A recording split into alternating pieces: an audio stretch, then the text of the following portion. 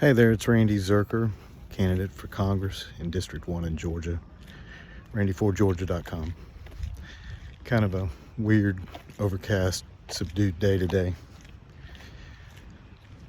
I want to talk a little bit about privilege, because lately I saw just a little comment about my inappropriate access to the schools.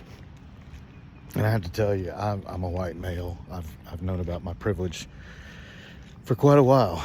I was reminded of it growing up because most of my friends were black. Most of my school mates were black. So yeah, I know about my privilege, and I've decided to use my privilege for good as much as possible. I certainly haven't used it to get rich. But it is true that, I've been working in the schools, and my networks that I've built in the schools are certainly an advantage to me. You have to work with the privilege you have, I guess. I don't think there's anything illegal about Head east. about what I'm doing. And I'm not, I've never been one that's about the whataboutism. Well, what about that? What about that? What about that? To try to justify something. So I'm not trying to justify anything, but I do want to bring up, there are other candidates that have privilege also.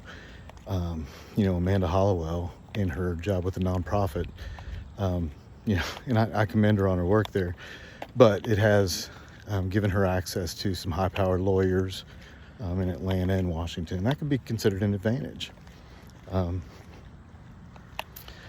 Pat Wilver, I haven't done all the research on this, but from what I hear, he made quite a bit of money flipping houses using VA loans. And I don't know if that's illegal or anything. It seems a little shady, but again, I don't know the facts on it. But I'm just saying, we all come with our own set of privilege, and we got to use it, to the best that we can for our campaigns, I guess. But it is an important conversation to have, especially looking over on the other side. I don't like to talk negative about Democrats, but on the Republican side, Jim Kingston, is clearly running for this seat based on the qualification that he's got a famous last name, that his daddy was in the U.S. Congress for 22 years, I guess. And I hear he did a fine, good enough job. He had some friends on both sides of the aisle.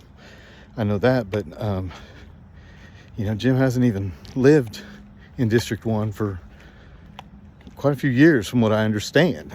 Correct me if I'm wrong, and I've asked Jim to correct me if I'm wrong, and he hasn't said anything about it yet. And